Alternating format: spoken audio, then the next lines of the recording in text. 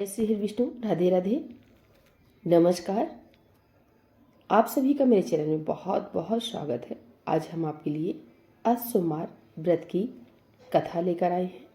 एक समय नैमिषारण्य तीर्थ पर 88,000 ऋषि और मुनि श्री वेद व्यास जी के शिष्य सूत जी से पूछने लगे कि हे मुनि श्रेष्ठ, इस कलिकाल में समस्त प्राणियों को मनोवांछित फल प्रदान करने वाले व्रत की कथा विधि विधान सहित कहिए, जिससे मनुष्यों के पाप नष्ट होकर समस्त कामनाओं की सिद्धि प्राप्त होगी।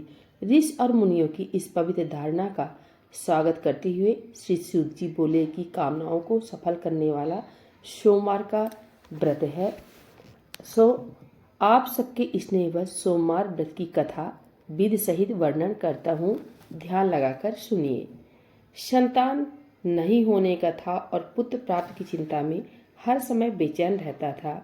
वह पुत्र प्राप्त की कामना से प्रति सोमवार को भगवान शंकर का व्रत और पूजन नियमानुसार करता था और सायंकाल को शिव जी के मंदिर में धूप दीप जलाया करता था। उसकी सच्ची श्रद्धा भक्ति देखकर एक समय श्री जगन माता पार्वती ने श्री भगवान भोले भंडारी से अनन्य विनती के साथ हाथ जोड़कर कहा कि हे त्रिलोकीनाथ, यह सेठ आपका भक्त है, इसलिए आप इस पर कृपा कीजिए और इसकी मनोकामना पूर्ण कर दीजिए। श्री पार्वती की बात सुनकर देवों के देव श्री महादेव जी बोले कि हे गिरिजा, यह संसार एक कर्म क्षेत्र है। यहाँ प्राणी कर्म करने को ही शरीर धारण करता है। जैसे किसान खेत में जैसा बीज बोता है वैसा ही फल प्राप्त होता है, ठीक इसी प्रकार संसार में जो जैसा कर्म करता है वो वैसा ही फल पाता है। अपनी अपनी करने का ही सब प्राणी फल भोगते हैं। यह बात सुनकर दयामती श्री पार्वती जी ने फिर अनन्य विनय कर कहा कि हे प्राणनाथ, जबकि यह बेचारा रात दिन दृढ़ विश्वास के साथ आपकी भक्ति करता है, तब आप कृपा करके इसके दुख का निवारण कीजिए। आप तो दया के धाम हैं, अतः इस पर दया अवश्य करनी चाहिए। श्री गिरिजा भवानी के इस प्रकार आग्रह करने पर श्री शिव जी महाराज बोले कि हे पार्वती, वैसे तो इसके किसी प्रकार की कोई कमी नहीं है, केवल एक पुत्र का अभाव है। सो ये पुत्र प्राप्त की चिंता में ही रात दिन दुखी रहता है। इसके भाग में कोई पुत्र नहीं है, फिर भी मैं इसकी श्रद्धा देखकर और तुम्हारे आग्रह से इसको पुत्र प्राप्ति का वरदान देता हूँ, परंतु वह पुत्र केवल 12 वर्ष ही जीवित रहेगा। इसके पश्चात वह मृत्यु को प्राप्त हो जाएगा। सो हे पार्वती जी, इससे अधिक मैं इसके लिए और कुछ भी नहीं कर सकता। शिव जी महाराज और पार्वती जी की ये सब बातें वो सेठ भी पूजा करते हुए सुन रहा था। इस बात से उसे न तो कुछ प्रसन्नता हुई और न ही दुख प्राप्त हुआ। वह उसी प्रकार प्रत्येक सोमवार को श्री शिव जी महाराज का व्रत व पूजन करता रहा। इस प्रकार करते करते बहुत दिन व्यतीत हो गए। तब शिव जी कृपा से उस सेठ की स्त्री गर्भवती हुई और 10वें महीने में उसने अत्यंत सुंदर बालक को जन्म दिया। सेठ के घर में बहुत खुशी मनाई गई, परंतु सेठ को उसकी केवल 12 वर्ष की आयु जानकर कोई प्रसन्नता नहीं हुई और न ही उसने यह भेद किसी को प्रकट किया। इस प्रकार प्यार दुलार में वह बालक 11 वर्ष का हो गया। तब उस बालक की माता ने अपने पतिदेव से कहा कि हे प्राणनाथ, अब मेरा लाल सियाना हो गया है, अतः किसी सुंदर गुणयुक्त कन्या से इसका विवाह रचा दीजिए। इस पर सेठ ने कहा कि अभी इसका विवाह नहीं करूंगा, क्योंकि मैं इसे काशी जी पढ़ने को भेजना चाहता हूँ। इतना कहकर सेठ ने उस बालक के मामा को बुलवा लिया और उसे बहुत सा धन देकर कहा कि तुम इसे काशी जी पढ़ने के लिए ले जाओ। मार्ग में जहाँ भी ठहरो वहाँ यज्ञ व दान दिल खोलकर करते जाना तथा भूखों को भोजन वस्त्र देते हुए चले जाना। इस प्रकार समझा बुझाकर सेठ ने दोनों को भेज दिया। वे दोनों मामा भांजे यज्ञ रचाते, भूखों को वस्त्र भोजन तथा ब्राह्मणों को दान देते हुए चले जा रहे थे। चलते चलते के मार्ग में एक शहर में रुके। दैवयोग से उस नगर के राजा की कन्या का विवाह होने वाला था और वर पक्ष का जो राजा बारात लेकर आया था उसका लड़का एक आग से काना था। राजा को इस बात की बड़ी चिंता थी कि काने वर को देखकर कन्या के माता पिता विवाह से इनकार न कर दें। इस कारण जब उसने अति सुंदर सेठ की लड़की को देखा तो मन में विचार किया कि क्यों न इस लड़की को दूल्हा बनाकर बारात का ढुकाव करा लिया जाए, जिससे किसी प्रकार की बाधा न पड़े। ऐसा विचार करके राजा ने उस लड़के के मामा से प्रार्थना की तो दोनों सहमत हो गए। तुरंत उस सेठ के पुत्र को स्नान कराकर तेल फुले मलकर उसे वर के वस्त्राभूषण पहना दिए। इस प्रकार उसका सौंदर्य और भी अधिक बढ़ गया और उसे घोड़ी पर चढ़ाकर बड़ी धूमधाम से बारात का ढुकाव कराया। उस सुंदर वर को देखकर स्त्रियां बहुत प्रसन्न हुई और बड़ी सुंदरता से सब काम हो गया। वर के पिता ने सोचा कि इस समय का काम तो संपन्न हो गया, परंतु आगे फेरों के वक्त कहीं कोई बाधा न पड़ जाए, इसलिए विवाह कार्य भी इसी लड़के से करा लिया जाए तो अच्छा है। ऐसा विचार कर वर के पिता ने उसे लड़के के मामा से विनयपूर्वक अनुकूल वचन कहे कि आप कृपा करके फेरो और कन्यादान का काम भी करा दे तो आपकी बड़ी कृपा होगी। हम इसके बदले में जितना भी कहोगे धन दे देंगे। उन दोनों मामा भांजे ने वर के पिता की यह बात भी स्वीकार कर ली और विवाह का समस्त कार्य बड़ी अच्छी तरह से संपन्न हो गया।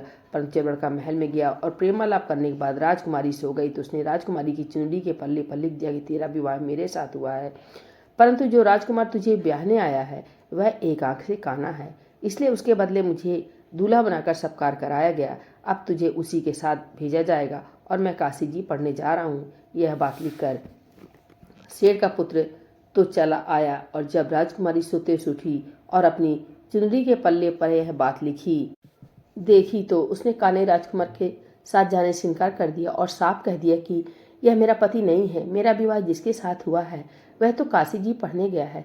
यह रहस्य जानकर राजकुमारी को माता पिता ने राजकुमारी को विदा नहीं किया और बारात को खाली ही लौटना पड़ा। बारात के लौट जाने के पश्चात राजकुमारी ने ब्रह्मचर्य व्रत के साथ साथ सोमवार का व्रत करना शुरू कर दिया। उधर सेठ का लड़का अपने मामा के साथ काशी जी में पहुंचकर विद्याधन के साथ नित्य यज्ञ करता और याचकों तथा ब्राह्मणों को दान देता। इस प्रकार लड़के की आयु 12 वर्ष की हो गई। तब एक दिन उन्होंने यज्ञ रच रखा था कि उस लड़के ने अपने मामा से कहा, आज मेरी तबीयत ठीक नहीं है। यह सुनकर इस मामा ने भीतर लेटकर आराम करने को कहा। मामा की आज्ञा पाकर सेठ का लड़का अंदर जाकर सो गया और सोते ही सोते उसके प्राण निकल गए। थोड़ी देर बाद जब उसके मामा ने देखा तो उसे मरा हुआ पाया। यह देखकर उसे बहुत दुख हुआ। फिर उसने सोचा यदि इस समय रोना पीटना किया तो यह अधूरा रह जाएगा। अतः उसने धैर्य धारण कर यज्ञ को संपूर्ण कराया और ब्राह्मणों को भोजन वस्त्र व दान देकर विदा कर दिया। यज्ञ में सब देवताओं सहित वहां शिव पार्वती जी भी आए हुए थे। माता पार्वती जी ने तमाम हाल जानकर और सुंदर गुणयुक्त सेठ के पुत्र को मरा हुआ देखकर शिव जी से कहा कि हे प्रभु, यह तो उसी सेठ का पुत्र है जो कि आपके वरदान से हुआ था। पार्वती जी की यह बात सुनकर शिव जी ने कहा, पार्वती, इसकी आयु इतनी ही थी सो ये भोग चुका। तब पार्वती बोली कि हे प्रभु जी, यज्ञ में समस्त देवताओं सहित आपने जो भोग यज्ञ के ग्रहण किए हैं वे सभी निषेध हो गए, क्योंकि यह यज्ञ के समय से ही मरा पड़ा है। इसलिए आपको इसे जीवन दान देना चाहिए। दूसरे एक अबलख साथ इसका विवाह हुआ है और वह आज तक आपका व्रत और पूजन प्रत्येक सोमवार को करती है। उसकी आत्मा की पुकार को जो आपका व्रत और पूजन कर रहा है, क्या वह आपका परम भक्त इसका मरना सुनकर दुख नहीं पाएगा? सो हे प्रभु, आप कृपा करके इसे जीवन दान दे दीजिए। इस प्रकार पार्वती जी के बार बार आग्रह करने पर शिव जी ने उसको जीवन दान दे दिया। तब शिव जी कृपा से वह सेठ का लड़का पुनः जीवित हो गया और शिव पार्वती कैलाश को चले गए। अब वह लड़का और उसका मामा प्रसन्नचित उसी प्रकार यज्ञ करते कराते हुए अपने घर को वापस लौटे और उसी नगर में आए जहां उसका विवाह हुआ था।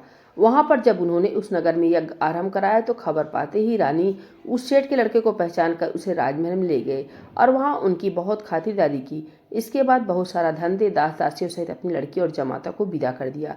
अब वे सब उसी प्रकार यज्ञ रचाते हुए अपने नगर में आ गए। तब उसके मामा ने कहा कि मैं पहले तुम्हारे घर जाकर खबर कर दूं। इतना कहकर मामा चल दिया। उस समय उसके माता पिता अपने ऊंचे मकान की छत पर इस विचार से बैठे हुए थे कि यदि हमारा पुत्र सकुशल वापिस लौट कर आए तो हम भी छत पर से उतर आएंगे, अन्यथा वहीं से गिरकर अपने प्राणों का अंत कर देंगे। उसी समय लड़के के मामा ने आकर यह समाचार दिया कि आपका पुत्र सकुशल आ गया है, परंतु उनको विश्वास नहीं आ रहा था। तब लड़के के मामा ने शपथ पूर्वक तमाम बीता हुआ हाल सुनाया और कहा कि आपका पुत्र राजा की लड़की से विवाह करके अनेक दास दासियों सहित राजकुमारी को लेकर आया है। अब तो सेठ ने बहुत खुशी के साथ उनका स्वागत किया और आनंद व प्रसन्नता से रहने लगे। इसी प्रकार जो कोई सोमवार के व्रत को धारण करेगा अथवा इस पुण्य करने वाली कथा को पढ़ेगा या सुनेगा, उसके सब दुख दरिद्र निकट नष्ट हो जाएंगे और उसकी सभी मनोकामनाएं पूर्ण होगी। इसमें तनिक भी संदेह नहीं है। इति सोमवार व्रत कथा समाप्त। बोलिए भोलेनाथ भगवान की जय। श्री लक्ष्मी नारायण भगवान की जय। माता गौरी की जय। श्री चिरहुरानाथ स्वामी की जय।